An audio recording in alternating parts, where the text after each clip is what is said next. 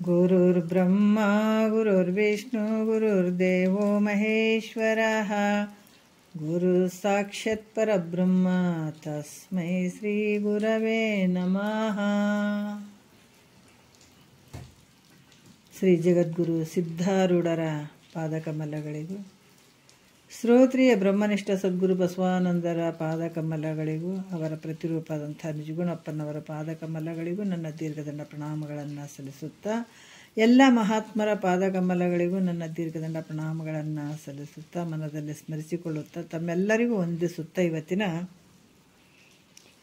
ಪರಮಾನುಭವದೇ ಇದರಲ್ಲಿ 4ನೇ ಸಂಧಿ ನಡೆದಂಥದ್ದು. ಈ 4ನೇ ಸಂಧಿಯೊಳಗ 9ನೆಯ ಸೂತ್ರ ನಡೆದದ. ಹಿಂದಿನ ವಿಚಾರದಲ್ಲಿ ಭಾಳಷ್ಟು ವಿಚಾರಗಳನ್ನು ಹೇಳಿದರು. ಇಲ್ಲಿ ಜ್ಞಾನ ಆದ ತಕ್ಷಣವೇ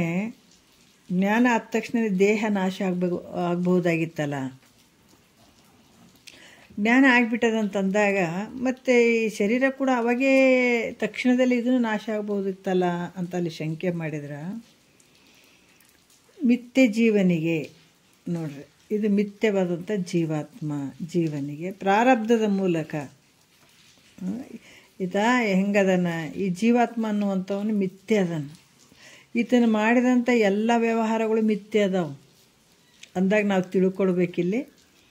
ಈ ಜೀವಾತ್ಮನಿಗೆ ಬರುವಂಥ ಏನು ಇದು ಹುಟ್ಟು ಸಾವು ಇವೇನು ಅದಾವೆಲ್ಲ ಸಂಸಾರ ಏನೈತೆ ಇದೆಲ್ಲ ಮಿಥ್ಯದಿಂದ ಕೂಡಿರುವಂಥದ್ದು. ಅದಕ್ಕಿಂತ ಮಿಥ್ಯ ಜೀವನಿಗೆ ಪ್ರಾರಬ್ಧದ ಮೂಲಕ ಇಂಥ ಮಿಥ್ಯ ಜೀವನನೇ ಮಿಥ್ಯ ಅದಾನ, ಜೀವಾತ್ಮನೇ ಮಿಥ್ಯ ಅದಾನಿಲ್ಲಿ. ಮತ್ತು ಇದಕ್ಕೆ ಪ್ರಾರಬ್ಧದ ಮೂಲಕ ಇವೇನು ದೇಹ ಇಂದ್ರಿಯಾದಿಗಳು ಇವೆಲ್ಲ ವ್ಯವಹಾರ ಆಗ್ತಾವೆ.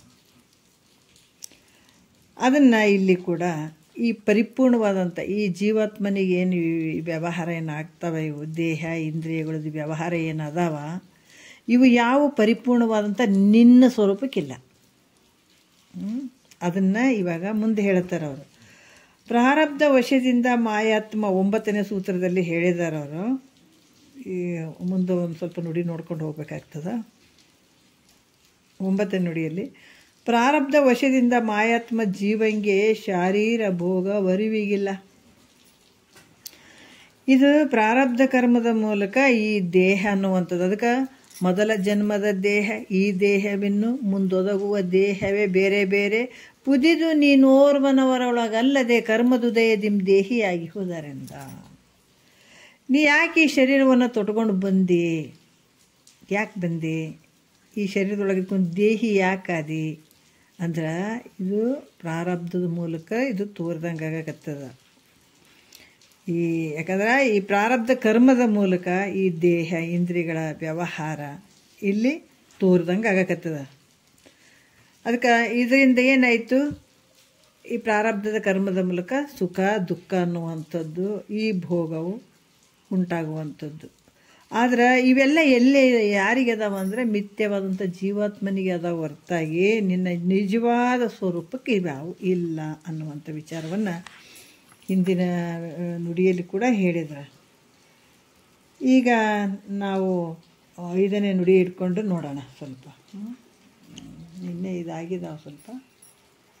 ಏನು ಹೇಳ್ತಾರ ಅಂದ್ರೆ, ಈ ಪ್ರಾರಬ್ಧ ಈ ಉಪಲಕ್ಷಣಗಳಿಂದ ಕೂಡಿದಂಥ ಇಲ್ಲದ ಜಗತ್ತಿನಲ್ಲಿ ವ್ಯವಹಾರ ಇದ್ದಂತೆ ಯಾಕೆ ತೋರ್ತದ? ಯಾಕಂತಂದ್ರೆ ಈ ಪ್ರಾರಬ್ಧ ಅನ್ನುವಂಥದ್ದು ಒಂದು ಉಪಲಕ್ಷಣದಿಂದ ಕೂಡಿದಂಥದ್ದು. ಇದು ಇಲ್ಲದೆ ಇರುವಂಥ ಜಗತ್ತಿನಲ್ಲಿ ವ್ಯವಹಾರ ಇದ್ದಂತೆ ಯಾಕೆ ತೋರ್ತದ ಗುರುಗಳೇ ಅಂತ ಶಂಕೆ ಮಾಡಿದ್ರೆ ನೋಡ್ರಿ, ಯಾಕಂದ್ರೆ ಇಲ್ಲದ ಜಗತ್ತಿನೊಳಗೆ ಇದ್ದ ಆತ್ಮನ ವಸ್ತು. ಯಾಕಂದ್ರೆ ಈ ಜಗತ್ತನ್ನುವಂಥದ್ದು ಇಲ್ಲೇ ಇಲ್ಲ. ಅದಕ್ಕೆ ಕೆಲವೊಂದು ದೃಷ್ಟಾಂತಗಳು ಮುಂದೆ ಕೊಡ್ತಾರೆ. ಈ ಇರದೇ ಇರುವಂಥ ಜಗತ್ತಿನಲ್ಲಿ ಇರುವಂಥದ್ದು ಯಾವುದು? ಆತ್ಮನ ವ್ಯವಹಾರ. ಯಾಕಂದ್ರೆ ಇದ್ದ ಆತ್ಮನ ವ್ಯವಹಾರ ಇದ್ದಂತೆ ತೋರ್ತದೆ. ಈ ಉತ್ತರ ಹೇಳ್ತಾರೆ ಅವರು 5ನೇ ನುಡಿಯಲ್ಲಿ. ಇಲ್ಲದ ತ್ರಿಜಗದೋ ಉಳ್ಳಾತ್ಮ ವ್ಯವೃತ್ತಿ ಉಳ್ಳಂತೆ ತೋರ್ಪದು ಪುಸಿಯಾಗಿ ಉಳ್ಳ ಘಟಾದಿಗಳಲ್ಲಿ ಮೃತ್ತಿಕೆ ನೋಡಲು ಉಳ್ಳಂತೆ ವರ್ತಿಸುತ್ತಿಹ ಪಾಂಗು ಅಂತ ಹೇಳ್ತಾರೆ. ಇಲ್ಲದ ಅಂದರೆ ಇರದೇ ಇರುವಂಥದ್ದು ಅಂದರೆ 3 ಲೋಕದಲ್ಲಿ ಈ ಮೂರು ಲೋಕದಲ್ಲಿ ಆತ್ಮನ ವ್ಯವಹಾರ ಇದ್ದಂತೆ ಇಲ್ಲಿ ತೋರ್ತದೆ. ಹೆಂಗ? ಈಗ ಘಟಾದಿಗಳಲ್ಲಿ ಇದ್ದ ಮೃತ್ತಿಕೆ, ಇಲ್ಲದೇ ಇರುವಂಥ ಘಟಾದಿಗಳಲ್ಲಿ ಇದ್ದ ಮೃತ್ತಿಕೆ ಇದ್ದಂತೆ ಹೇಗೆ ತೋರ್ತಾ ಇರ್ತದೆಯೋ ನೋಡ್ರಿ. ಇರದೇ ಇರುವಂಥ ಘಟಾದಿಗಳಲ್ಲಿ ಯಾವುದು ಘಟ ಅವು ನೋಡುವಂಥ ನಾಮ ರೂಪಿ ಏನದಾವ ಅವು ಇಲ್ಲವೇ ಇಲ್ಲ. ಅದು ಇರುವಂಥದ್ದು ಯಾವುದು? ಬರೀ ಮಣ್ಣು. ಅಲ್ಲಿ ಆ ಮಣ್ಣಿನಲ್ಲಿ ಹೆಂಗಾಗ್ತದೆ? ಆ ಘಟಾಪಟಾದಿಗಳಲ್ಲಿ ಮಣ್ಣು ಅದೇನಾದ ತೋರ್ತದೆ. ಹಾಗೆ ಇಲ್ಲದೆ ಈ ಜ್ಞಾತೃ, ಜ್ಞಾನ, ಜ್ಞೇಯ ರೂಪ ಈ ಮೂರು ಲೋಕಗಳಲ್ಲಿ ನೋಡ್ರಿ ಯಾವ ರೀತಿ ಇರುವಂಥದ್ದು ಬರೇ ಮಣ್ಣು. ಈ ಮಣ್ಣಿನಲ್ಲಿ ಇಲ್ಲದೆ ಇರುವಂಥ ಈ ಘಟಾದಿಗಳು ತೋರ್ತವಿಲ್ಲ. ಗಡಿಗೆ ತೋರ್ತದ, ಪಾಠ ತೋರ್ತದ, ಪಣತೆ ತೋರ್ತದ, ನಾನಾ ರೀತಿಯಿಂದ ತೋರ್ತದೆ. ಇಲ್ಲಿ ಕೂಡ ಏನು ಹೇಳ್ತಾರ?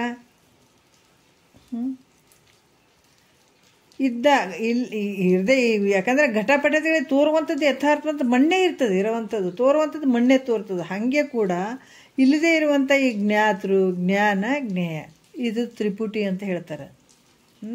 ಅಲ್ಲಿ ನೋಡುವಂಥದ್ದು, ತಿಳಿಯುವಂಥದ್ದು, ತಿಳಿಸಿಕೊಳ್ಳುವಂಥದ್ದು ಇವೆಲ್ಲ ಈ ಮೂರು ಲೋಕಗಳಲ್ಲಿ ಇದ್ದಂತೆ ಆತ್ಮನ ವ್ಯವಹಾರ ಇದ್ದಂತೆ ವರ್ತಿಸ್ತದೆ. ಯಾಕಂದರೆ ಅದು ಮೊದಲು ಇರುವಂಥದ್ದು ಅದೇ ಅದ, ನಿನ್ನ ಸ್ವರೂಪನೇ ಐತೆ. ಇಲ್ಲದರಲ್ಲಿ ಇದ್ದದ್ದು ಇದ್ದಂತೆ ವರ್ತಿಸಬಾರ್ದಂತೆ ನೇಮಿಲ್ಲ. ಯಾಕಂದರೆ ಇಲ್ಲದರಲ್ಲಿ ಇದ್ದದ್ದು ಇದ್ದಂತೆ ವರ್ತಿಸಬಾರ್ದು ಅಂತ ಅನ್ನುವಂಥದ್ದೇನು ನೇಮ್ ಇಲ್ಲಲ್ಲ. ಅದರಂತೆ ಪ್ರಾರಬ್ಧ ಅದ್ರಾಗ ಮಣ್ಣಿನಲ್ಲಿ ಇವ ಗಡಿಗೆ ಪಡಿಗೆ ಏನಿಲ್ಲ ಅಂದರೂ ಕೂಡ ತೋರ್ತದಲ್ಲ, ತೋರ್ತವಿಲ್ಲ. ಅದ್ರಂಗ ಇಲ್ಲಿ ಕೂಡ ಪ್ರಾರಬ್ಧ ಅಂದ್ರೆ ಅಹಂಕಾರ. ಈ ಅಹಂಕಾರದ ಈ ಲಕ್ಷಣದಿಂದ ತೋರಿದ ಈ ಜಗತ್ತು, ಯಾಕಂದರೆ ಅದು ಉಪಾದಿಯಿಂದ ತೋರಿದಂಥ ಈ ಜಗತ್ತು, ಉಪಲಕ್ಷಣದಿಂದ ತೋರಿದ ಈ ಜಗತ್ತು ತಾನು ಇಲ್ಲದಾದರೂ ಇದ್ದ ಆತ್ಮನು ಇರುವುದರಿಂದ ವ್ಯವಹಾರ ಇದ್ದಂತೆ ತೋರ್ತದೆ. ಇರುವಂಥದ್ದು ಆತ್ಮನ ಸ್ವರೂಪನೇ ಐತೆ. ಎಲ್ಲ ಕಡೆ ಇರುವಂಥದ್ದು ನಿನ್ನ ಸ್ವರೂಪ ಐತಿದೆ. ಅಲ್ಲಿ ಇರದೇ ಇರುವಂಥ ಜಗತ್ತು ತೋರ್ಬಾರ್ದಂತೆ ನೇಮಿಲ್ಲ, ತೋರ್ದಂಗೆ ಆಗ್ತದೆ ಅದು. ಅದಕ್ಕೆ ಇದ್ದ ಆತ್ಮನೂ ಇರುವುದರಿಂದ ವ್ಯವಹಾರವೂ ಇದ್ದಂತೆ ತೋರ್ತದೆ. ಅಲ್ಲಿ ತೋರ್ತದೆ ವ್ಯವಹಾರ. ಯಾಕಂದರೆ ಮಣ್ಣಿನಲ್ಲಿ ಈ ಗಡಿಗೆ ಪಡಿಗೆ ಹೆಂಗೆ ತೋರ್ತವ ಅದರಂಗೆ ಉಳ್ಳಂಥ ನಿನ್ನ ಆತ್ಮ ಸ್ವರೂಪದಲ್ಲಿ ಇಲ್ಲದ ಜಗತ್ತು ಇದ್ದಂಗೆ ತೋರ್ತದೆ.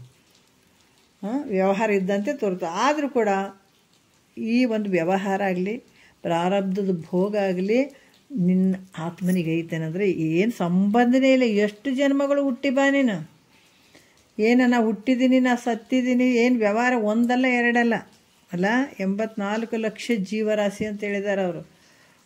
ಅದನ್ನೆಲ್ಲ ವಿಚಾರ ಮಾಡಿದರೆ ಭಾರಿ ಅಪ್ಪ ಅನ್ನಿಸ್ಬಿಡ್ತದಲ್ಲ.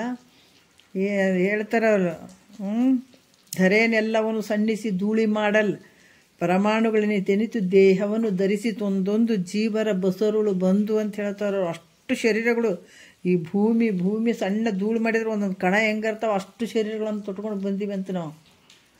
ಆದರೆ ಇಷ್ಟೆಲ್ಲ ವ್ಯವಹಾರಗಳೇನು ನಡೆದಿದ್ದಾವಲ್ಲ, ಇದೆಲ್ಲ ವ್ಯವಹಾರಗಳದ ಒಂದು ಏನು ಭೋಗದ ವ್ಯವಹಾರಗಳೇನದಾವ ನಿನ್ನ ಸ್ವರೂಪಕ್ಕೆ ಇಲ್ಲವೇ ಇಲ್ಲ. ನೋಡ್ಬೇಕು ನಾವು ಈ ಕೃತಯುಗ, ತ್ರೇತಾಯುಗ, ದ್ವಾಪರ ಯುಗ, ಕಲಿಯುಗ ಅಂತ ನಾವು 4 ಯುಗಗಳನ್ನು ತಗೊಳ್ತೀವಲ್ಲ, ಆ ಯುಗಗಳಲ್ಲಿರುವಂಥದ್ದು ಇದೇ ಸೂರ್ಯ, ಇದೇ ಚಂದ್ರನೇ ನೋಡಿ. ಎಷ್ಟು ಶರೀರಗಳು ಹೋಗಿರ್ಬೋದು, ಎಷ್ಟು ವ್ಯವಹಾರಗಳು ನಡೆದಿರ್ಬೋದು, ಎಷ್ಟು. ಆದರೆ ಇವು ಬಯಲಿಗೆ ಆಮೇಲೆ ಇವು ಆಕಾಶಕ್ಕೆ ಏನಾದ್ರು ಧಕ್ಕೆ ಆಗ್ಯದನ್ನು ಇಷ್ಟು ದಿವಸ ಎಲ್ಲಕ್ಕೂ ಸಾಕ್ಷಿ ರೂಪವಾಗಿ ಅದು. ಸತ್ತೋರು ಸತ್ತರು, ಹುಟ್ಟಿದ್ರು, ವ್ಯವಹಾರ ನಡೆದಾದ ನಾನಾ ರೀತಿ ಒಂದಲ್ಲ ಎರಡಲ್ಲ ಅಷ್ಟು ನಡೆದರೂ ಕೂಡ ಇವತ್ತು ಆಕಾಶಕ್ಕೆ ನಾವು ಈಗ ಹುಟ್ಟಿದಂಗೆ ಆಗ್ಯದ. ಎಷ್ಟೋ ಜನ್ಮದಾಗ ಇದೇ ಆಕಾಶದಾಗ ಹುಟ್ಟಿ ಬಂದೀವಿ ನಾವು. ಇದೇ ಆಕಾಶನೇ ಇತ್ತು ನಾವು ಬಂದಾಗ. ಯಾವ ಶರೀರ ತೊಗೊಂಡು ಬಂದರೂ ಕೂಡ ಇದೇ ಆಕಾಶನೇ ಇತ್ತು, ಇದೇ ಗಾಳಿನೇ ಇತ್ತು, ಇದೇ ನೀರು ಇತ್ತು, ಇದೇ ಭೂಮಿನೇ ಇತ್ತು. ಹೌದಾ? ಯಾವಾಗಲೂ ಬಂದರೂ ಕೂಡ ಇದೇ ಐತೆ. ಆದರೆ ಇದಕ್ಕೇನಾರು ಲೇಪನ ಆಗ್ಯದನ? ಏನಾದ್ರೆ ಇಷ್ಟು ಆಗ್ಯದ್ರಿ ಎಲ್ಲ ಕಲ್ಮಶ ಆಗ್ಯದನ್ನಾರ ಐತನ ಆಕಾಶಕ್ಕೆ? ಇಲ್ಲಲ್ಲ.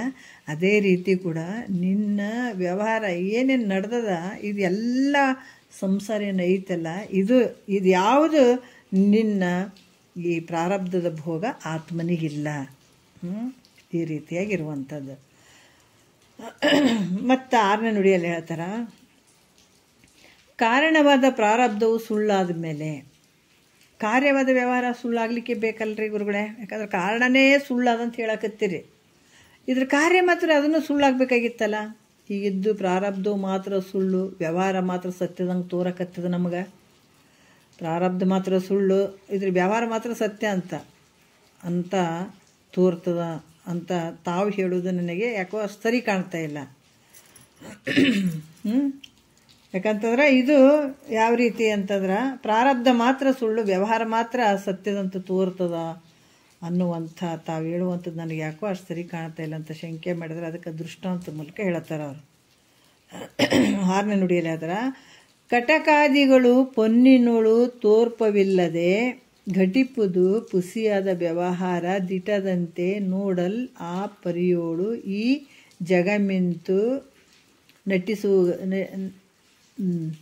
ಜಗವಿಂತು ನಟಿಸುಗಾತ್ಮನೊಳದು ಪುಸಿ ತೋರ್ಕೆ ಅಂತ ಹೇಳ್ತಾರೆ ಅವರು. ಏನು ಅಂತಂದ್ರೆ ಈಗ ಅವರು ದೃಷ್ಟಾಂತ ಕೊಡ್ತಾರೆ, ದೃಷ್ಟಾಂತ ಕೊಟ್ಟು ಹೇಳ್ತಾರೆ. ಅದಕ್ಕೆ ಇಲ್ಲಿ ಯುಕ್ತಿ, ಸ್ವಾನುಭವ, ಶ್ರುತಿ ಪ್ರಮಾಣ ಇವೆಲ್ಲ ಬೇಕಾಗ್ತದೆ. ಒಂದು ಗುರು ಹೇಳಬೇಕಾದಾಗ ಇವು ಬೇಕಾಗ್ತದೆ. ನಾವು ದೃಷ್ಟಾಂತ ಯಾಕೆ ಕೊಡ್ಬೇಕಂತಂದ್ರೆ ಅದು ತಿಳಿದೇ ಇರುವಂಥ ವಸ್ತುವನ್ನು ತಿಳಿಸೋಕೆ ಈ ದೃಷ್ಟಾಂತ ಕೊಡ್ತಾರೆ. ಅದಕ್ಕೆ ಇಲ್ಲಿ ಹೇಳ್ತಾರೆ, ಇದ್ದ ಬಂಗಾರದಲ್ಲಿ ಕಟಕ ಮುಕುಟಾದಿ ಆಭರಣಗಳು ಅದಾವೇನು ಅಂದ್ರೆ ಇಲ್ಲವೇ ಇಲ್ಲ. ಇರುವಂಥದ್ದು ಬರೀ ಬಂಗಾರ ಐತೆ. ಅದರಾಗ ಕೆಲವೊಂದು ಬಳಿ ಇಂಥವೆಲ್ಲ ಆಭರಣಗಳು ಏನಾದರೂ ಆಭರಣಗಳು ಅದಾವೇನಂದ್ರೆ ಇಲ್ಲವೇ ಇಲ್ಲ. ಈಗಿದ್ರೂ ಇಂಥ ಆಭರಣವೆಂದು ವ್ಯವಹರಿಸಲಿಕ್ಕೆ ಬರುತ್ತದೆ. ಯಾಕಂದ್ರೆ ಇದು ಇಂಥ ಆಭರಣ ಅಂತ ಹೇಳಿಬಿಟ್ಟು ಹಿಂಗಿದ್ರೂ ಕೂಡ ಇದು ಇಂಥ ಆಭರಣ ಐತೆ ಅಂತ ನಾವು ವ್ಯವಹಾರ ಮಾಡ್ಲಿಕ್ಕೆ ಬರ್ತದೆ. ಅಂದಮೇಲೆ ಇಲ್ಲದ ಆಭರಣಗಳಲ್ಲಿ ಇರದೇ ಇರುವಂಥ ಆಭರಣಗಳಲ್ಲಿ ಪುಸಿಯಾದ ಹೆಸರುಗಳು ವ್ಯವಹಾರ ಸತ್ಯದಂತೆ ಎಸೆದು ಕಾಣುವ ಹಾಗೆ. ಏನು ಹೇಳ್ತಾರೆ ಅವರು? ಇರದೇ ಇರುವಂಥ ಆಭರಣ ಇಲ್ಲವೇ ಇಲ್ಲ, ಬರೀ ಬಂಗಾರ ಐತೆ, ಆಭರಣಗಳು ಇಲ್ಲವೇ ಇಲ್ಲ. ಇರದೇ ಇರುವಂಥ ಆಭರಣಗಳಲ್ಲಿ ಪುಸಿಯಾದ ಹೆಸರು ವ್ಯವಹಾರ ಸತ್ಯದಂತೆ ಎಸೆದು ಕಾಣುವ ಹಾಗೆ. ಇರದೇ ಇರುವಂಥ ಒಂದು ಆಭರಣಗಳು ಇಲ್ಲವೇ ಇಲ್ಲ ಅಲ್ಲಿ, ಆದರೂ ಕೂಡ ಆ ನಾಮದಿಂದ ಅದು ಸತ್ಯ ಅಂತ ತೋರುವಂಥದ್ದು. ಅದೇ ರೀತಿ ಕೂಡ ಇಲ್ಲದ ಜಗತ್ತಿನ ಸಂಬಂಧವಾದ ಇಲ್ಲದ ವ್ಯವಹಾರ ಇದ್ದ ಆತ್ಮನಲ್ಲಿ ಇದ್ದಂತೆ ತೋರ್ತದೆ. ಯಾಕಂದ್ರೆ ಜಗತ್ತಿನ ಸಂಬಂಧವಾದಂಥದ್ದು ಇಲ್ಲದೇ ಇರುವಂಥ ಈ ಜಗತ್ತಿನ ಸಂಬಂಧ ವ್ಯವಹಾರ ಆತ್ಮನಲ್ಲಿ ಇದ್ದಂಗೆ ತೋರ್ತದೆ. ಈ ಬಂಗಾರದಲ್ಲಿ ನಾವು ಬಳಿ ಅನ್ಕೊಳ್ತೀವಿ, ಅದನ್ನು ಕೊಡ್ತೀವಿ, ಇದನ್ನು ಕೊಡ್ತೀವಿ, ನಾನಾ ರೀತಿಯಿಂದ ಅಲ್ಲಿ ಮಾಡ್ತೀವಲ್ಲ ವ್ಯವಹಾರ. ಅದೇ ರೀತಿ ಕೂಡ ಈ ಒಂದು ಇಲ್ಲದೇ ಇರುವಂಥ ಜಗತ್ತಿನ ಸಂಬಂಧವಾದಂಥದ್ದು ವ್ಯವಹಾರ ಇದ್ದ ಆತ್ಮನಲ್ಲಿ ಇದ್ದಂಗೆ ತೋರ್ತದ. ಆದರೂ ಅದು ಮಿಥ್ಯೆ ಆಗಿರ್ತದೆ ಅಂತ ತಿಳ್ಕೊ. ಆಭರಣಗಳು ಮಿಥ್ಯೆನೇ ಅದಾವಲ್ಲ. ಯಾವಾಗ ಒಂದು ಆಭರಣ, ಒಂದು ಲಕ್ಷ್ಮೀದಾಗಿರ್ಬೋದು, ನಾವು ಬೆಳ್ಳಿ ಆಗಿರ್ಬೋದು, ಬಂಗಾರ ಆಗಿರ್ಬೋದು, ನಾವು ತೊಗೊಂಡು ಯಾವಾಗ ಬಂಗಾರವನ್ನು ತೊಗೊಂಡು ನಾವು ಬಂಗಾರದವರ ಅಂಗಡಿಗೆ ಹೋದಾಗ ನಾಮರೂಪ ಏನಾದರೂ ನೋಡ್ತಾರೇನೋ ಅವರು ಅಂದ್ರೆ ನಾಮರೂಪ ನೋಡೋಂಗಿಲ್ಲ. ಏನು ನೋಡ್ತಾರೆ? ಬರೀ ಆ ಬಂಗಾರ ರೇಟ್ ನೋಡ್ತಾರೆ ಅಷ್ಟೇ, ಎಷ್ಟು ತೂಕ ಅದಂತ ನೋಡ್ತಾರೆ, ಹೊರತಾಗಿ ಅದು ನಾಮ ನೋಡೋಂಗಿಲ್ಲ. ಇದು ಬೆಳ್ಳಿ, ಇದು ಲಕ್ಷ್ಮಿ ಅದ, ಇದು ಹಂಗದ ಹಿಂಗದಂತ ನೋಡೋಂಗಿಲ್ಲ. ಆದರೆ ಇಲ್ಲಿ ಕೂಡ ಏನಂತಂದ್ರೆ ಮಿಥ್ಯೆ ಆಗಿರ್ತಂತ ತಿಳ್ಕೋಬೇಕು. ಯಾಕಂದ್ರೆ ಆತ್ಮನಲ್ಲಿ ಈ ಜಗತ್ತು ತೋರ್ದಂಗೆ ಆಗ್ತದಲ್ಲ, ಅದು ಮಿಥ್ಯೆ ಆಗಿರುವಂಥದ್ದು. ಆದರೆ ಇದ್ದ ಆತ್ಮಲ್ಲಿ ಜಗತ್ತು ಇಲ್ಲವೇ ಇಲ್ಲ. ಇರುವಂಥದ್ದೇ ಆತ್ಮನೇ ಅದ. ಇರದೇ ಇರುವಂಥ ಇದ್ದ ಮಣ್ಣಿನಲ್ಲಿ ಬರೀ ಈ ಏನು ಮಡಿಕೆಗಳು, ಇವೆಲ್ಲ ಕುಡಿಕೆಗಳು ಇವೆಲ್ಲ ತೋರ್ತಾವೆ. ಆದರೆ ನಿಜವಾಗಿ ಅದಾವೇನಂದ್ರೆ ಸುಳ್ಳದು. ಅದೇ ರೀತಿ ಕೂಡ ಈ ಜಗತ್ತು ಇಲ್ಲವೇ ಇಲ್ಲ. ಅದರಿಂದ ಇದ್ರ ಸಂಬಂಧವಾದಂಥ ವ್ಯವಹಾರ ಕೂಡ ಸುಳ್ಳೈತೆ. ಅದು ನೋಡ್ರಿ ಎಷ್ಟು ನಾವು ಇಲ್ಲೇ ನಮಗೆ ಮೋಸ ನಡೆದದ್ದು. ಇವು ಕಣ್ಣುಗಳು, ಕಿವಿಗಳು ಇವೆಲ್ಲ ಮಿಥ್ಯವಾದಂಥವನ್ನೇ ನೋಡಿ ಸತ್ಯ ಅಂತ ತಿಳ್ಕೊಂಡದಾವಲ್ಲ, ಇವೇ ಭಾಳಷ್ಟು ನಮ್ಗೆ ಕಷ್ಟಕ್ಕೆ ತಂದು ಕೊಟ್ಟಿರುವಂಥವು. ಅದಕ್ಕೆ ಇಲ್ಲಿ ಹೇಳ್ತಾರೆ, ಈಗ ಭಾಗ ತಿಳ್ಕೊಳ್ಬೇಕಾಗ್ತದೆ ಯಾವುದು ಸತ್ಯ ಅದ, ಯಾವುದು ಮಿಥ್ಯ ಅದಂತ. ಅದಕ್ಕೆ ಇಲ್ಲ, ಆದ್ದರಿಂದ ಈ ತತ್ಸಂಬಂಧವಾದ ವ್ಯವಹಾರ ಸುಳ್ಳಾಗಿದ್ದು ಆತ್ಮನಲ್ಲಿ ಈ ಜಗತ್ತಿಲ್ಲವೇ ಇಲ್ಲದೇ ಇಲ್ಲ. ಯಾಕಂದ್ರೆ ಅದರಿಂದ ಅದ್ರ ಸಂಬಂಧವಾದಂಥ ವ್ಯವಹಾರ ಕೂಡ ಸುಳ್ಳೈತೆ. ಸತ್ಯದಂತ ತೋರಿ ಬರ್ತದೆ, ಬಂದಾಗಾದರೂ ಕೂಡ ಅದು ಸುಳ್ಳು ಅಂತ ತಿಳಿಬೇಕು ಮೈತ್ರ ಅಂತ ಹೇಳ್ತಾನೆ. ಎಲ್ಲ ಮಾಡುವಂಥ ವ್ಯವಹಾರ ಎಲ್ಲ ಸತ್ಯ ಅಂತ ತೋರ್ತದ, ಆದರೆ ಇದೆಲ್ಲ ಮಿಥ್ಯೆ ಐತೆ ಮೈತ್ರ. ಸತ್ಯದಂಗೆ ತೋರ್ತದೆ ಜಗತ್ತು ವ್ಯವಹಾರ ಎಲ್ಲ. ಈಗೇನು ಈ ಹುಟ್ಟು ಸಾವು ಅನ್ನುವಂಥದ್ದು, ಈ ಶರೀರ ಅನ್ನುವಂಥದ್ದು, ಈ ರೋಗ ರುಜಿನ ಅನ್ನುವಂಥದ್ದು ಈಗೇನು ಸತ್ಯನಾಗೆ ತೋರ್ತಾವ. ಆದರೆ ನಿನ್ನ ನಿಜ ಸ್ವರೂಪದಲ್ಲಿ ನಿಂತು ನೋಡಿದಾಗ ಇವೆಲ್ಲ ಮಿಥ್ಯೆ ಐತೆ ಅಂತ ಹೇಳ್ತಾರೆ. ಅದಕ್ಕೆ ಇಲ್ಲಿ ಕೂಡ ಹೇಳ್ತಾರೆ, 7ನೇ ನುಡಿಯಲ್ಲಿ ಹೇಳ್ತಾರೆ, ತಾವು ಈ ಜಗತ್ತು ಮಿಥ್ಯೆ ಅಂತ ಇಲ್ಲಂತ ಹೇಳಿದ್ರಿ, ಮಿಥ್ಯೆ ಎಂದು ಇಲ್ಲವೆಂದು ಹೇಳಿದ್ರಿ. ಎಷ್ಟೋ ಜನರು ಸತ್ಯ ಅಂತ ಹೇಳ್ತಾರಲ್ರಿ, ಮತ್ತು ಎಷ್ಟೋ ಜನರಿಗೆ ಜಗತ್ತು ಸತ್ಯನೇ ಅಂತಾರೆ ಅಂತ ಶಂಕೆ ಮಾಡಿದ್ರೆ ಇಲ್ಲಿ ಹೇಳ್ತಾರೆ, ಬೇರೆ ಬೇರೆ ದೃಷ್ಟಿಗಳಿಗೆ ಜಗತ್ತು ಬೇರೆ ಬೇರೆ ಕಾಣಿಸ್ತದಪ್ಪ. ಬೇರೆ ಬೇರೆ ದೃಷ್ಟಿಗಳಿಗೆ ಜಗತ್ತು ಬೇರೆ ಬೇರೆನೇ ಕಾಣಿಸ್ತದ. ಹಾಗೆ ಕಂಡಾಗಾದರೂ ಕೂಡ ಅದು ಮಿಥ್ಯೆ ಆಗ್ತದೆ. ಯಾಕಂದ್ರೆ ನಮ್ಮದ್ರಾಗ ನೋಡ್ರಿ ಎಷ್ಟೋ ಜನರಿಗೆ ನಮ್ಮ ದೃಷ್ಟಿಗೆ ಯಥಾ ದೃಷ್ಟಿ ತಥಾ ಸೃಷ್ಟಿ ಅಂತ ಹೇಳ್ತಾರಲ್ಲ, ನಮ್ಮ ದೃಷ್ಟಿಗೆ ನಮ್ಮ ಈ ಜಗತ್ತು ಬೇರೆ ಬೇರೆ ಅನ್ನಿಸ್ತದೆ, ಸೃಷ್ಟಿನೇ ಬೇರೆ ಅನಿಸ್ಬಿಡ್ತದೆ. ಅದು ನಮ್ಮ ಭಾವನೆಯಲ್ಲಿರುವಂಥ ವಿಚಾರಗಳು, ಸಂಸ್ಕಾರ ರೂಪವಾಗಿರುವಂಥ ವಿಚಾರಗಳು, ನಾವು ನೋಡುವಂಥ ವಿಚಾರಗಳು, ನಮ್ಮಲ್ಲಿರುವಂಥ ಭಾವನೆಗಳ ಪ್ರಕಾರ ಈ ಜಗತ್ತು ನಾನಾ ರೀತಿ ಒಬ್ಬರಿಗೆ ದುಃಖವಾಗಿ ತೋರ್ತದೆ, ಒಬ್ಬರಿಗೆ ಸರಿಯಾಗಿ ತೋರ್ತದೆ, ಒಬ್ಬರಿಗೆ ಭಾಳಷ್ಟು ಆನಂದವಾಗಿ ತೋರ್ತದೆ. ನಾನಾ ರೀತಿ ಅವರ ದೃಷ್ಟಿಗಳ ಪ್ರಕಾರ ಅದು ತೋರುವಂಥದ್ದು, ಆದರೂ ಕೂಡ ಮಿಥ್ಯೆ ಆಗಿರುವಂಥದ್ದು. 7ನೇ ನುಡಿಯಲ್ಲಿ ಹೇಳ್ತಾರೆ, ಏನು ಹೇಳ್ತಾರೆ, ಶ್ರೌತ, ಯುಕ್ತಿಕ, ಲೌಕಿಕ, ವ್ಯಾವಹಾರಿಕ ಜಾತ ದೃಷ್ಟಿಗಳಿಗೆ ಜಗವಿದು ಮಾತೇನು ತುಚ್ಛವೋ ಅನಿರ್ವಾಚ್ಯ ಎಲೆ ತಥ್ಯವು ಈ ತೋರ್ಪ ಮಾತ್ರವೆಂದು ಎನಿಸಿರ್ಕು ಅಂತ ಹೇಳಿ 8ನೇದು ಕೂಡ ಹೇಳ್ತಾರೆ, ಗಗನ ಕುಸುಮದಂತೆ ಶುಕ್ತಿ ರಜತದಂತೆ ಮಿಗೆ ಆತ್ಮನಂತೆ ಇಂದ್ರಜಾಲವ ನೆಗಳಿಕೆಯಂತೆಂದು ಪರಿಬಿಡಿದ ಈ 4 ಬಗೆಯ ದೃಷ್ಟಾಂತಗಳವಕ್ಕಿಲ್ಲಿ ಅಂತ ಈ ದೃಷ್ಟಾಂತ ಕೊಟ್ಟು ಹೇಳ್ತಾರೆ ನೋಡ್ರಿ. ಯಾಕಂದ್ರೆ ಇದನ್ನೆಲ್ಲ ಯಾಕಿಷ್ಟು ಪದೇ ಪದೇ ಎಲ್ಲ ವಿಚಾರಗಳನ್ನು ಹೇಳ್ತಾರಂತಂದ್ರೆ, ಇರದೇ ಇರುವಂಥ ಜಗತ್ತು ನಾವು ಸತ್ಯ ಅಂತ ಕೂತ್ಕೊಂಡಿದ್ದೀವಲ್ಲ. ಒಂದು ಹುಡುಗಿಗೆ, ಒಂದು ಮಗುವಿಗೆ ಹೆಸರು ಕಲಿಸ್ಬೇಕು, ಏನಾದರೂ ಒಂದು ಕಲಿಸ್ಬೇಕಾಗಿತ್ತಂದ್ರೆ ಒಂದು 20 ಸಲ ಹೇಳ್ತೀವಿ, ಇದು ಹಿಂಗನು ಅಂತಲ್ಲ, ಅವಾಗ ಅದು ಕಲಿತದಲ್ಲ. ಅದೇ ರೀತಿ ಕೂಡ ಈ ಇರದೇ ಇರುವಂಥ ಜಗತ್ತು ಸತ್ಯ ಅಂದ್ಕೊಂಡು ಇರದೇ ಇರುವಂಥ ಈ ಶರೀರ ನಂದು ಅಂದ್ಕೊಂತ ಕೂತ್ಕೊಂಡಿದ್ದೀವಲ್ಲ, ಅದರ ಭ್ರಮೆಯನ್ನು ಬಿಡಿಸ್ಬೇಕಾದ್ರೆ ಅವ್ರು ಇಷ್ಟೊಂದು ಹೇಳ್ತಾರೆ. ಅದಕ್ಕೆ ಗುರುಗಳು ಕರುಣಾಮಯಿ ಅಂತ ಹೇಳುವಂಥದ್ದು ಎಷ್ಟು ಅದ್ಭುತವಾಗಿ ಹೇಳ್ತಾರೆ ನೋಡ್ರಿ. ಯಾಕಂದ್ರೆ ಶ್ರೌತ ಅಂದ್ರೆ ಶ್ರುತಿ ಸಂಬಂಧವಾದಂಥದ್ದು. ಇಲ್ಲಿ ಈ ಗಗನ ಕುಸುಮದಂತೆ ಅಂತ ಇಲ್ಲಿ ಕೆಲವೊಂದು ವಿಚಾರಗಳನ್ನು ಅವರು 2 ನುಡಿಗಳನ್ನು ಇಲ್ಲೇ ಕೊಟ್ಟಿದ್ದಾರೆ ಅವರು. ಇಲ್ಲಿ ಏನು ಹೇಳ್ತಾರೆ, ಶ್ರುತಿ ದೃಷ್ಟಿಗೆ ಅಂದ್ರೆ ಈ ಶ್ರುತಿ ದೃಷ್ಟಿಗೆ ಏನಾಗ್ತದ, ಈ ಜಗತ್ತು ಗಗನ ಕುಸುಮದಂತೆ. ಶ್ರುತಿಗಳ ದೃಷ್ಟಿಗೆ ಈ ಜಗತ್ತು ಹೆಂಗದ, ಗಗನದಲ್ಲಿ ಏನಾದರೂ ಹೂ ಅದಾವೇನ? ಇಲ್ಲವೇ ಇಲ್ಲಲ್ಲ. ಆಕಾಶದಲ್ಲಿ ಹೂ ಹರ್ಕೋತೀವೇನು ನಾವು? ಅದಾವಂತ ಹೇಳ್ತೀವೇನಂದ್ರೆ ಇಲ್ಲ. ಅದ್ರಂಗೆ ಇದು ನೋಡ್ರಿ ಎಷ್ಟು ಅರ್ಥ ಕೊಡ್ತದ ಶ್ರುತಿ ವಿಚಾರಕ್ಕೆ. ಇದೇನಾದ ಶ್ರುತಿ ದೃಷ್ಟಿಗೆ ಈ ಜಗತ್ತು ಗಗನ ಕುಸುಮ ಅಂತಂದ್ರೆ ಇಲ್ಲವೇ ಇಲ್ಲ ಜಗತ್ತು. ಮತ್ತು ತುಚ್ಛವಾಗಿ ಕಾಣಿಸ್ತದೆ. ಗಗನ ಕುಸುಮದಂತೆ ಶ್ರುತಿ ದೃಷ್ಟಿಗೆ ಅದು ಹೆಂಗೆ ತುಚ್ಛವಾಗಿ ಕಾಣಿಸ್ತದ, ಹಂಗೆ ಈ ಜಗತ್ತು ಶ್ರುತಿ ದೃಷ್ಟಿ ಕಾಣ್ತದ. ಯುಕ್ತಿ ದೃಷ್ಟಿಯಿಂದ ನೋಡಿದ್ರೆ ಅದು ಶುಕ್ತಿ ರಜತದಂತೆ. ಅಂದ್ರೆ ಇದು ನೋಡದೇ ಇದ್ದಾಗ ಈಗ ಶುಕ್ತಿ ಒಳಗೆ ಬೆಳ್ಳಿ ಭ್ರಾಂತಿ ಆಗ್ಯದ. ಅದು ಯಾವಾಗ ಸತ್ಯ ಅನ್ನಿಸ್ತು, ನಾವು ನೋಡಿದ ತಕ್ಷಣವೇ ಅದು ಬೆಳ್ಳಿ ಅಂತಂದಾಗ ಆ ಸಂದರ್ಭದಲ್ಲಿ ಆ ದೃಷ್ಟಿಯಲ್ಲಿ ಬೆಳ್ಳಿ ಸತ್ಯ ಅನ್ನಿಸ್ತು. ಯಾವಾಗ ವಿಚಾರ ಮಾಡ್ತೀವಿ ಅದು ಮಿಥ್ಯೆ ಅನ್ನಿಸ್ತದೆ. ಅಂದ್ರೆ ಇಲ್ಲಿ ಮಿಥ್ಯೆ ಸತ್ಯ ಎರಡೂ ಇರುವಂಥದ್ದು ನೋಡ್ರಿ. ಯಾಕಂತಂದ್ರೆ ಈ ನೋಡದೇ ಇದ್ದಾಗ ಅದು ಸತ್ಯ ಅನಿಸಿತ್ತು. ಯಾವುದು? ಕಪ್ಪೆ ಚಿಪ್ಪು ಬೆಳ್ಳಿ. ಈ ಶುಕ್ತಿಯಲ್ಲಿ ಬೆಳ್ಳಿ ರಜತದ ಭ್ರಾಂತಿ ಏನಾಗ್ಯದಲ್ಲ, ರಜತ ಅವಾಗ ಏನಾಯಿತು, ಸತ್ಯ ಅನ್ನಿಸ್ತು. ವಿಚಾರ ಮಾಡಿದಾಗ ಮಿಥ್ಯೆ ಅಂತ ಅನ್ನಿಸ್ತು.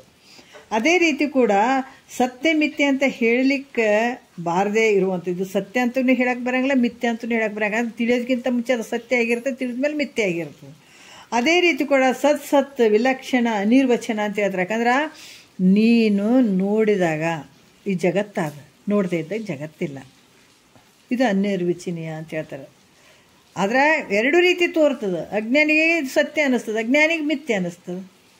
ಆದರೆ ಇಲ್ಲೇನೋ ಅಜ್ಞಾನಿ ದೃಷ್ಟಿಲಿ ಜಗತ್ತು ಆದ, ಜ್ಞಾನಿ ದೃಷ್ಟಿಲೇ ಇಲ್ಲ. ನೀನು ನೋಡಿದಾಗ ಜಗತ್ತು ಐತೆ. ಕಣ್ಣು ಮುಚ್ಚರಿ ನೋಡೋಣ, ಕಣ್ಣು ತೆಗಿರಿ ಜಗತ್ತೆಲ್ಲ ಕಂಡಂಗೆ ಆಗ್ತದೆ.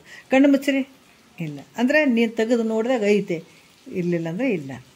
ಅದಕ್ಕೆ ಈ ರೀತಿ ಅನಿರ್ವಚನೀಯವಾಗಿರುವಂಥದ್ದು.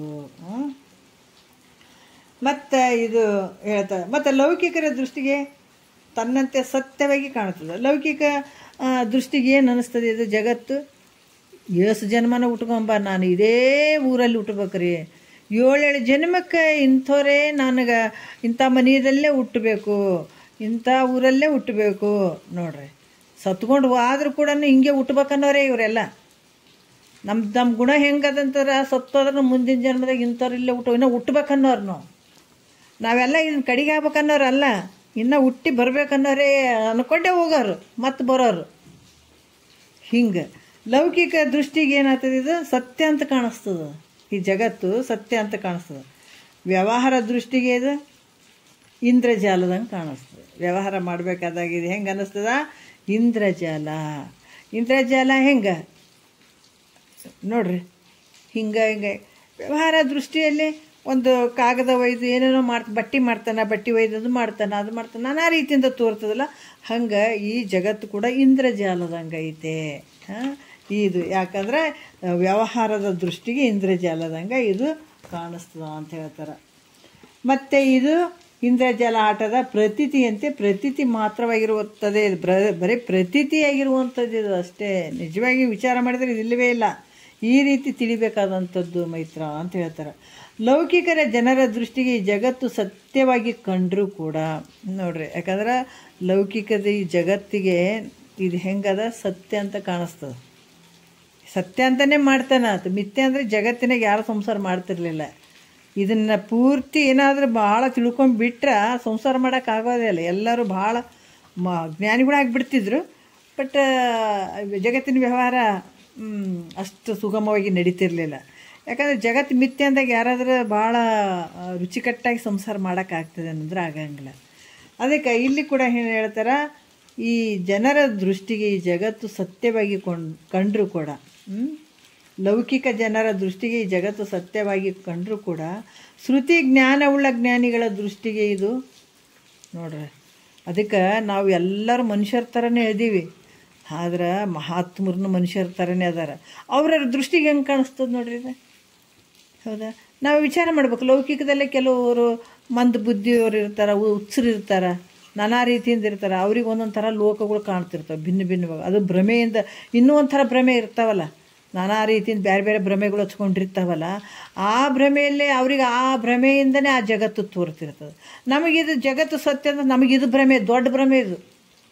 ಮಹಾತ್ಮರೇ ಹೇಳ್ತಾರೆ, ಇದು ಅಂತಿಂತ ಭ್ರಮೆ ಅಲ್ರಿ ಇದು. ನಾವು ಅಂದ್ಕೊಂಡು ನಾವು ಒಳ್ಳೆಯವರು, ನೀವು ಒಳ್ಳೆಯವರು, ನಾವು ಜಾಣ್ರೆ ನೀವು ಜಾಣ್ರೆ ಅಂತೀವಿ. ಆದ್ರೆ ಮಹಾತ್ಮರ ದೃಷ್ಟಿಲಿ ಅಯ್ಯೋ ಎಲ್ಲ ಹುಚ್ಚರು ಸಂತೆ ಅಂತಾರೆ ಅವರು. ಮನೆಗೆ ಬರೇ ಲುಚ್ಚರೇ ತುಂಬ್ಯಾರ ಅಂತ ಹೇಳ್ತಾರೆ ಅವರು. ಮತ್ತು ಬೇರೆ ಲೆಕ್ಕದಾಗ ಹೋಗ್ತಾರೆ ಅವರು. ಎಲ್ಲ ಇವೇ ಎಲ್ಲ ಹುಚ್ಚರೇ ಅದಾವ, ಓಸು ಹುಚ್ಚರೇ. ಜ್ಞಾನಿಗಳ ದೃಷ್ಟಿಗೆ ನಾವೆಲ್ಲ ಹುಚ್ಚರು. ಯಾಕಂದ್ರೆ ಹುಚ್ಚರು ಸಂತಿ ಇದೆ ಎಲ್ಲನೂ. ಹುಚ್ಚು ಒಂದು ಹೆಂಗೆ ಎಲ್ಲ ಕಸ ಕಡ್ಡಿಯನ್ನು ತಂದು ಹೆಂಗೆ ಹಾಕ್ಕೊಂಡು ಕುಂತಿದೆ ನನ್ನ ಪ್ರಪಂಚ ಅಂತದ, ಅದ್ರಂಗೆ ಈ ಲೌಕಿಕದಲ್ಲಿ ಜಗತ್ತು ಸತ್ಯ ಅಂದ್ಕೊಂಡು ಎಲ್ಲ ಸತ್ಯ ಅಂದ್ಕೊಂಡು ಎಲ್ಲವನ್ನು ಕೂಡಿಸ್ಕೊಂಡು ಕುಂತಿರುವಂಥದ್ದು ಇದು ದೊಡ್ಡ ಹುಚ್ಚದು.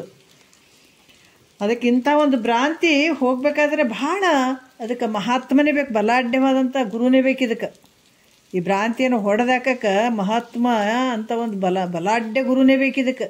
ಅಂತಿಂಥ ಸಾಮಾನ್ಯ ಗುರುವಿನಿಂದ ಆಗಲ್ಲ ಇದು ಕೆಲಸ. ಅದಕ್ಕೆ ಇದು ಲೌಕಿಕ ಜನರ ದೃಷ್ಟಿಗೆ ಈ ಜಗತ್ತು ಸತ್ಯವಾಗಿ ಕಂಡರೂ ಕೂಡ ಶ್ರುತಿ ಜ್ಞಾನ ಉಳ್ಳಂತಹ ನೋಡ್ರಿ. ಈಗ ಕಣ್ಣು ಆಪ್ರೇಷನ್ ಮಾಡಿಸ್ಕೊಂಡಿಲ್ರಿ, ಪರಿಬಂಧದ ಜಗತ್ತು ಕಾಣವಲ್ದು ಅಂತ ಕೆಲವರು. ಯಾಕಂದ್ರೆ ಅದು ಆಪ್ರೇಷನ್ ಮಾಡಿಸ್ಕೊಂಡ್ಮೇಲೆ ಮತ್ತೆ ಚಂದ ಕಾಣ್ತದಲ್ಲ. ಅದ್ರಂಗೆ ನಾವು ಹೆಂಗಾಗಿದ್ದೀವಿ ಅಂತಂದ್ರೆ ನಮಗೆ ಇದು ಇರದೇ ಇರುವಂಥ ಜಗತ್ತು ಸತ್ಯ ಅಂತ ತಿಳ್ಕೊಂಡಿದ್ದೀವಿ. ಯಾವಾಗ ನಿಜವಾದ ಒಂದು ಜ್ಞಾನ ಅನ್ನುವಂಥ ಒಂದು ಜ್ಞಾನ ಮತ್ತು ಜ್ಞಾನ ಇರುವಂಥ ಒಂದು ಜ್ಞಾನದ ಕಣ್ಣು ತೆಗೆದಾಗ ಅಲ್ಲಿ ಆ ಜ್ಞಾನಿಯ ದೃಷ್ಟಿಗೆ ಈ ಜಗತ್ತು ಹೆಂಗೆ ಕಾಣಿಸ್ತಂದ್ರೆ ಒಂದೇ ಪುತ್ರ ಅಂತ ಹೇಳ್ತಾರೆ. ಒಂದೇ ಪುತ್ರ ಅಂತಂದ್ರೆ ಮಕ್ಕಳು ಅದಾವೇನು ಅಂದರೆ ಇಲ್ಲ. ಈಗ ಮಕ್ಕಳು ಇರ್ತದೇನಂದ್ರೆ ಇಲ್ಲವೇ ಇಲ್ಲಲ್ಲ. ಈ ಬಂಜಾಗ ಮಕ್ಕಳು ಅದಾವೇನಂದ್ರೆ ಇಲ್ಲವೇ ಇಲ್ಲ ಅಂತ ಹೇಳ್ತೀವಲ್ಲ. ಹಂಗೆ ಈ ರೀತಿಯಾಗಿ ಅದು ಅಸತ್ತಾಗಿರುವಂಥದ್ದು ಯಾರಿಗೆ? ಜ್ಞಾನಿಗಳ ದೃಷ್ಟಿಲೇ. ಅವರು ನಮ್ಮ ಮಧ್ಯೆ ಅದರ, ಇಲ್ಲಂತ ಇಲ್ಲ. ಜ್ಞಾನಿಗಳು ಅವಾಗಿದ್ದರು ರಾಮಕೃಷ್ಣ ಪರಮಹಂಸರು ಅವಾಗಿದ್ರಿ, ಯಾಜ್ಞವಲ್ಕರು ಅವರೆಲ್ಲ ಅವಾಗಿದ್ದರು. ಅವಾಗಿನವ್ರು ಈಗ ಅದಾರ ಇಲ್ಲಂತಿಲ್ಲ, ಆ ಲೆಕ್ಕದವರೇ ಇದ್ದಾರೆ ಎಲೆಮೆರೆಕಾಯಿ ಹಂಗೆ ಅದಾರ. ಅವರು ಪ್ರಚಾರಕ್ಕೆ ಬರೋಂಗಿಲ್ಲ. ಅವಾಗಿದ್ರಪ್ಪ ಮಹಾತ್ಮರು, ಈಗಿಲ್ಲ ಅಂತಲ್ಲ, ಈಗೂ ಇದ್ದಾರೆ. ಹಾಗಾಗಿ ಅವ್ರಾಗ ದೃಷ್ಟಿಲೇ ಈ ಜಗತ್ತು ಹೆಂಗೈತಿ ಅಂತಂದ್ರೆ ಒಂದೇ ಪುತ್ರನಂಗೆ, ಅಂದ್ರೆ ಇಲ್ಲವೇ ಇಲ್ಲ. ಬಂಜೆಗೆ ಮಗ ಅದನಂತ ಹೇಳೋಕ್ಕಾಗುತ್ತದೇನ? ಇಲ್ಲವೇ ಇಲ್ಲಲ್ಲ. ಹಂಗೆ ಇದು ಅಸತ್ತಾಗಿರುವಂಥದ್ದು ಜ್ಞಾನಿಗಳ ದೃಷ್ಟಿಗೆ. ಇದು ಅಜ್ಞಾನಿಗೆ ಇದು ಸಾಯೋವರೆಗೂ ಬರೀ ಜಗತ್ತು ಸತ್ಯ ಅಂದ್ಕೊಂಡು ಇನ್ನೂ ಉದ್ದಂದು ಲಿಸ್ಟ್ ಮಾಡ್ಕೊಂಡು ಸತ್ಕೊಂಡು ಹೋಗ್ತದೆ. ಮತ್ತು ಆ ಲಿಸ್ಟ್ ಹಿಡ್ಕೊಂಡೇ ಹೇಳ್ತದೆ ಮತ್ತೆ ಮ್ಯಾಲೆ.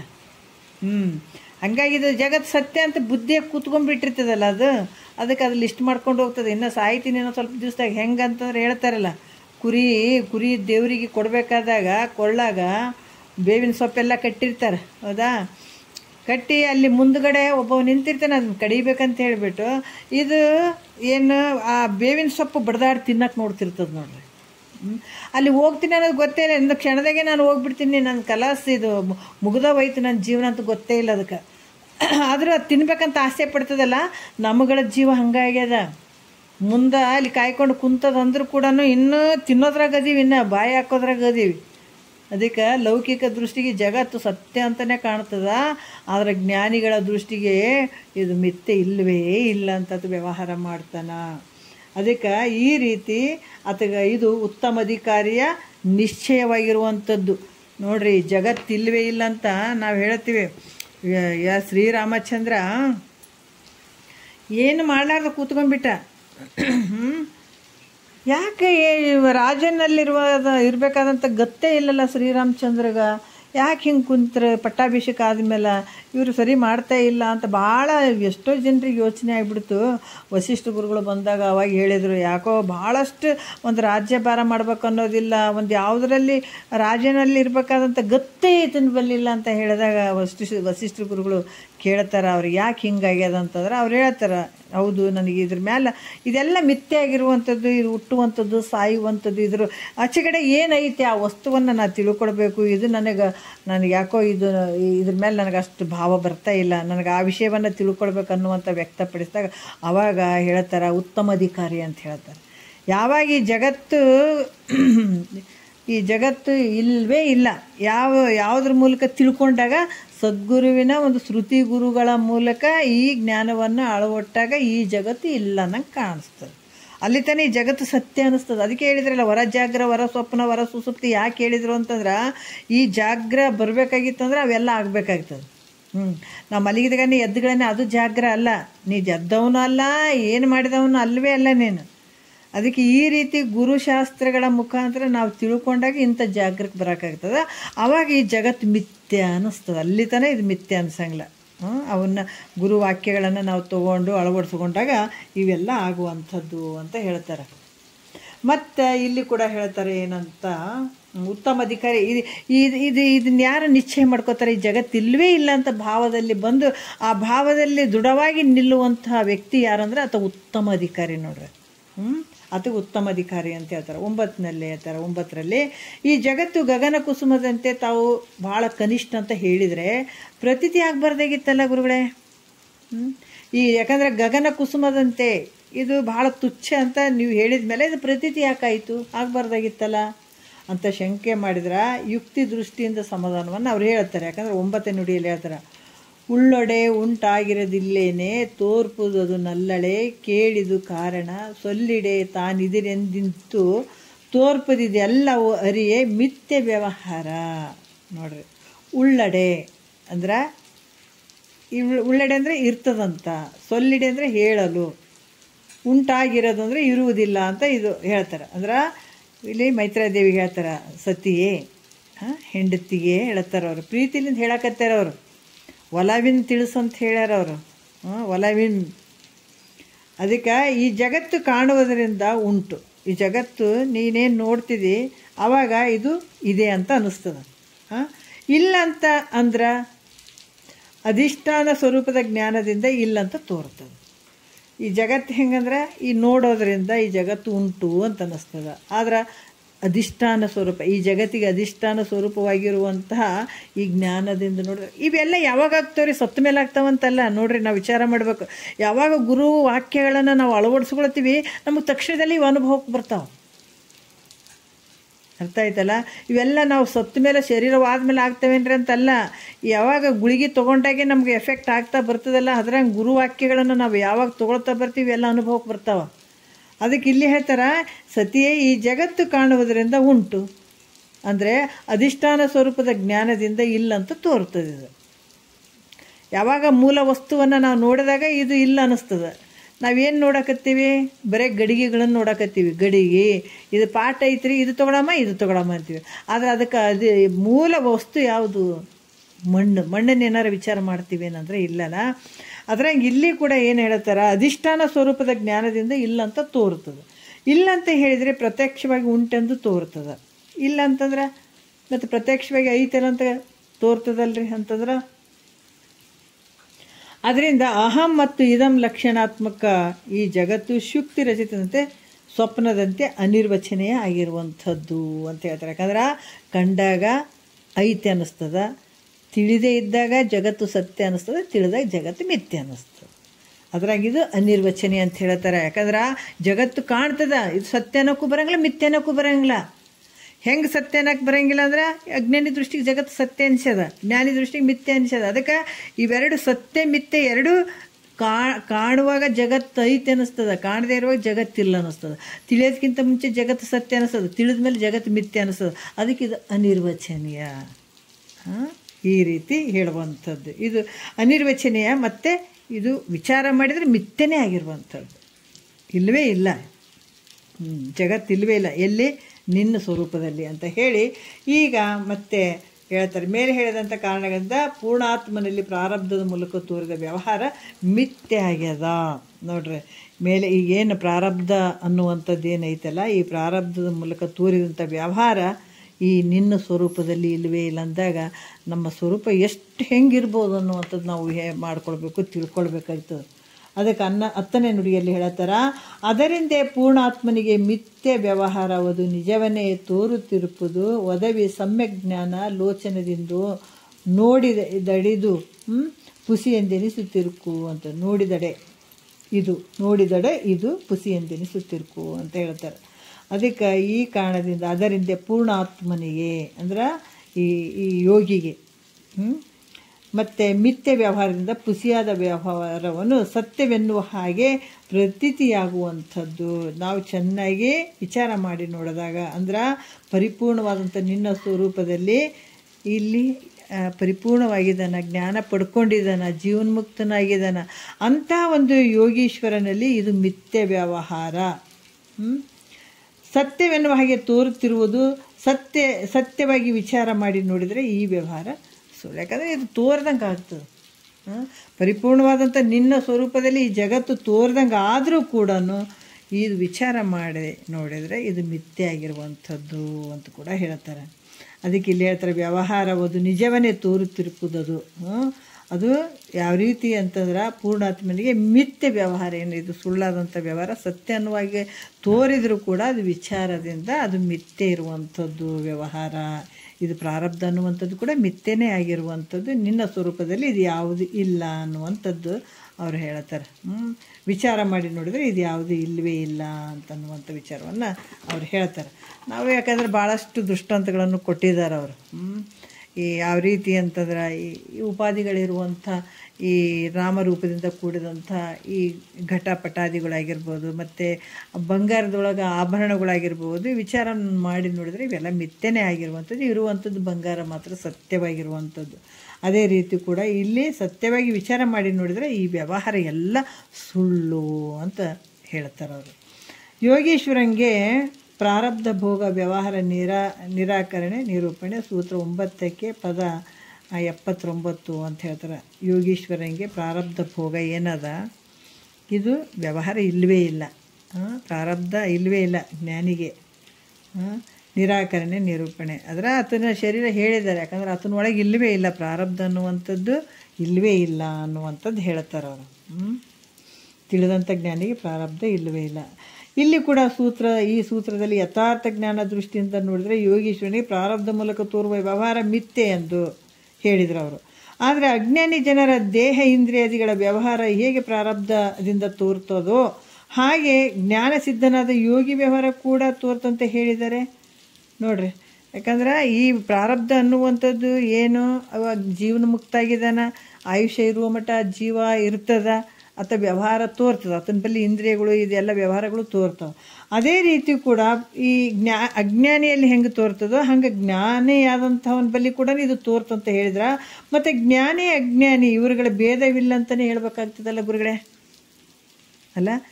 ಈಗ ಜ್ಞಾನ ತಿಳಿಯೋದಕ್ಕಿಂತ ಸ್ವಲ್ಪ ನೋಡೋಣ, ಒಂದು 2 ನಿಮಿಷ ನಾನು ಅಷ್ಟೇ.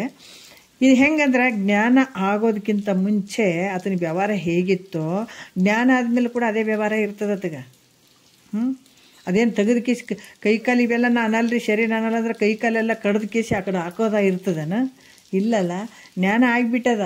ಆದರೂ ಕೂಡ ಮೊದಲು ಏನು ವ್ಯವಹಾರ ಇತ್ತು, ಜ್ಞಾನ ಆದಮೇಲೆ ಕೂಡ ಅದು ವ್ಯವಹಾರ ಉಣ್ತಾನೆ, ತಿಂತಾನೆ, ವ್ಯವಹಾರ ಮಾಡ್ತಾನೆ, ತಿರುಗ್ತಾನೆ, ಎಲ್ಲರಂಗೆ ಆತನೂ ಇರ್ತಾನೆ.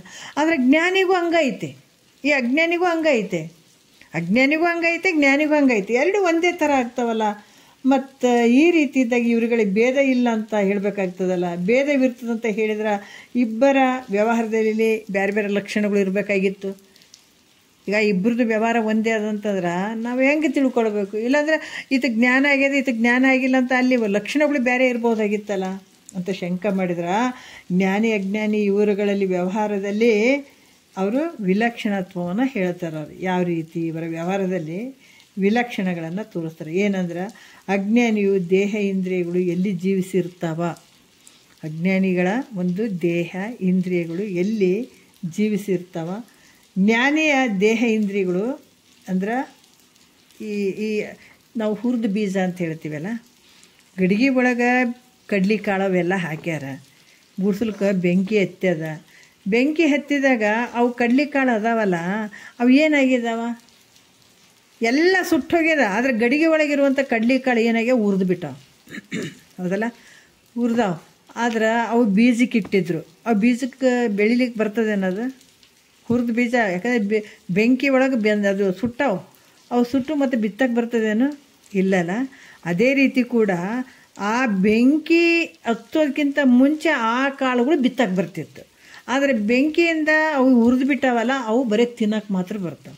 ಅದೇ ರೀತಿ ಕೂಡ ಜ್ಞಾನಿಯ ಒಂದು ದೇಹ ಇಂದ್ರಿಯಾದಿಗಳು ಮೊದಲು ಹೆಂಗಿದ್ವು, ಜ್ಞಾನ ಆಗೋದಕ್ಕಿಂತ ಮುಂಚೆ, ಗುರುವಾಕ್ಯ ಕೇಳೋದಕ್ಕಿಂತ ಮುಂಚೆ ಇವು ಎಲ್ಲ ಇಂದ್ರಿಯಗಳು ಬಿತ್ತಕ್ಕೆ ಬರುವಂಥ ಬೀಜಗಳಿದ್ವು.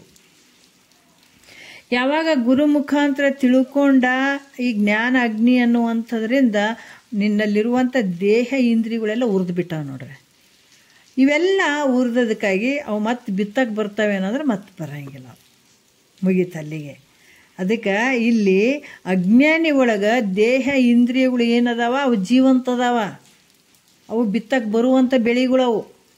ಆದ್ರೆ ಜ್ಞಾನ ಅನ್ನುವಂಥ ಜ್ಞಾನವನ್ನು ಪಡ್ಕೊಂಡಂಥ ಜ್ಞಾನಿಯಲ್ಲಿ ದೇಹ ಇಂದ್ರಿಯಗಳು ಹೆಂಗೆ ಅದಾವ ಅಂದ್ರೆ ಹುರಿದಂಗಾಗ್ಯಾವವು, ಅವೇನು ಈಗ ಬಿತ್ತಕ್ಕೂ ಬರೋಂಗಿಲ್ಲ, ಬೆಳೆಯೋಕ್ಕೂ ಬರೋಂಗಿಲ್ಲ. ಅದಕ್ಕೆ ಹೇಳ್ತಾರೆ ಇದು ಜ್ಞಾನ ಕೇಳಬೇಕು, ಭಾಳ ಚಂದ ಐತೆ ನೋಡ್ರಿ ಇದು. ಮತ್ತು ನಾನು ಒಂದು ಹೇಳ್ತೀನಿ, ಇದು ಎಷ್ಟು ಶ್ರದ್ಧೆಯಿಂದ ಕೇಳ್ತೀವಿ ಅಷ್ಟು ಅಳು ಓಡ್ತದೆ.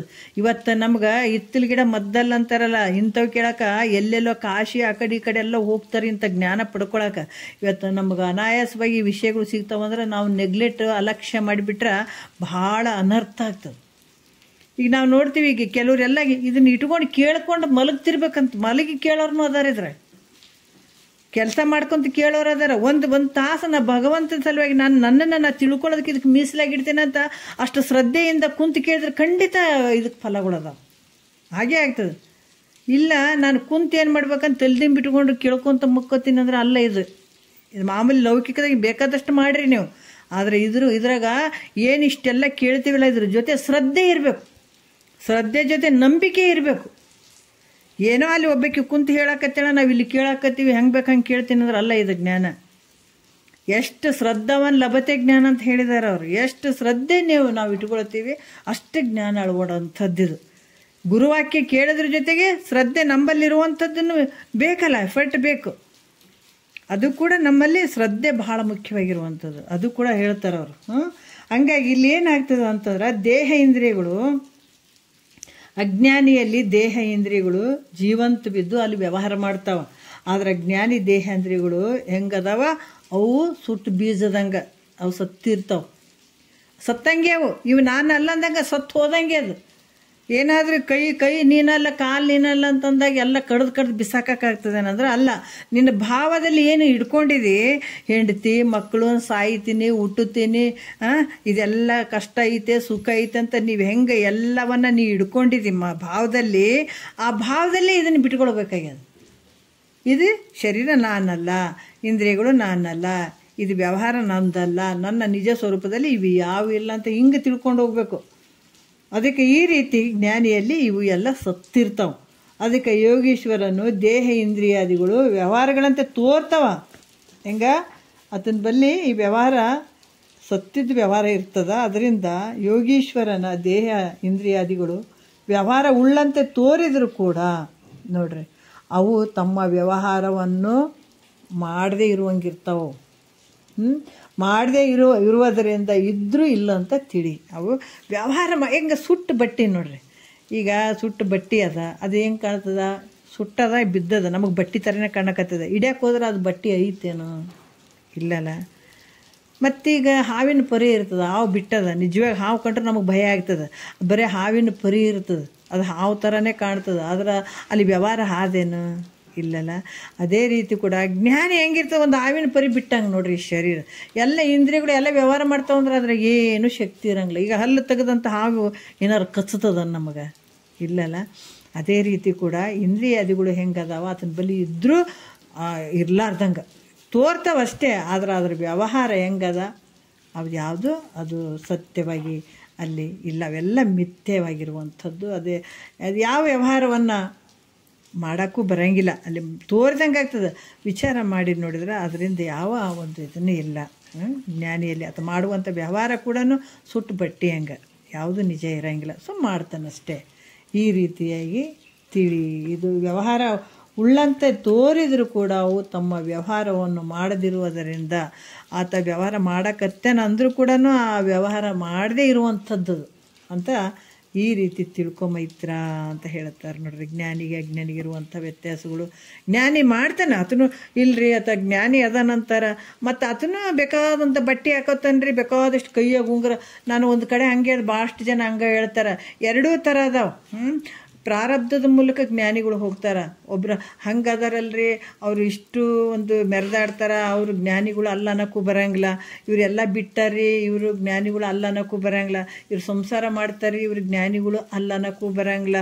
ಇವ್ರು ಇಷ್ಟು ಸಂಚಾರ ಮಾಡ್ತಾರೆ, ಇಷ್ಟು ಒಂದು ಆ ಕಡೆ ಬರೀ ಯಾತ್ರೆ ಮಾಡ್ತಾರೆ, ಇವ್ರು ಜ್ಞಾನಿಗಳು ಅಲ್ಲ ಅನ್ನೋಕ್ಕೂ ಬರೋಂಗಿಲ್ಲ. ಇವಾಗ ಸುಡುಗಾಡಾಗಿ ಇರ್ತಾನೆ ರೀ, ಜ್ಞಾನಿ ಅಲ್ಲ ಅನ್ನೋಕ್ಕೂ ಬರೋಂಗಿಲ್ಲ. ಅವರವರ ಪ್ರಾರಬ್ಧದ ಮೂಲಕ ಅವರವರ ವರ್ತನೆಗಳು ಅವೆಲ್ಲ ಮಾಡ್ತಿರ್ತಾರೆ. ಅಂದರೂ ಕೂಡ ಇರುವಂಥದ್ದು ಒಂದೇ ಸತ್ಯ ಇರುವಂಥದ್ದು. ಆ ತತ್ವವನ್ನು ಅರ್ಥಕೊಂಡಂಥ ವ್ಯಕ್ತಿ ಪ್ರಾರಬ್ಧದ ಮೂಲಕ ಹೆಂಗಿದ್ರು ಕೂಡ ಆತ ಜ್ಞಾನಿನೇ ಇರ್ತಾನೆ.